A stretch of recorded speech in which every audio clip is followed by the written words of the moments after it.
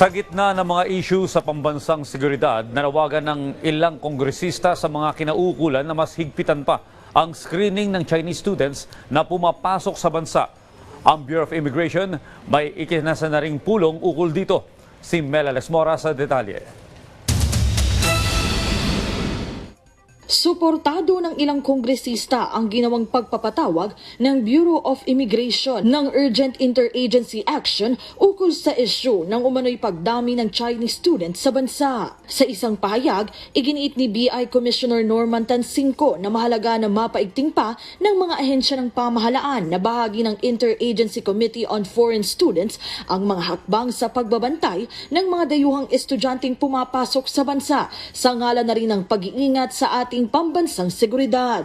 Ayon kay House Assistant Majority Leader Jill Bongalon, maganda ang inisyatibo ng Immigration Bureau para na rin mabigyang linaw ang mga kontrobersyang ibinabato sa mga dayuhang mag-aaral sa bansa. Of course, this is a welcome development, no? Because what is at stake here is our national security. And one of the non-negotiables in our country is our national security.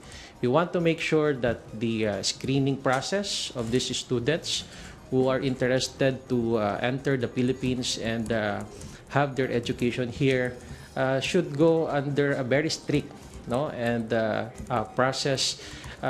We want to make sure that these students do not pose a security risk or security threats in our country. Sang-ayon din dito si House Assistant Majority Leader Paulo Ortega. Panawagan niya, dapat ay maghigpit na rin ang mga ahensya hindi lang sa monitoring kundi maging sa screening ng mga dayuhang estudyanteng pumapasok sa bansa.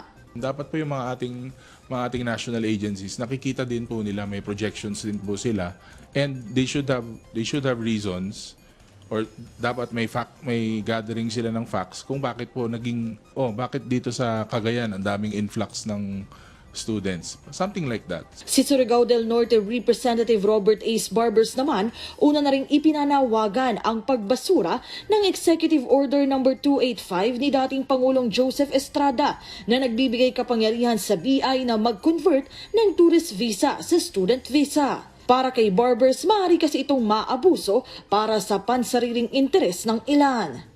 Mela Lesmora para sa Pambansang TV sa Bagong Pilipinas.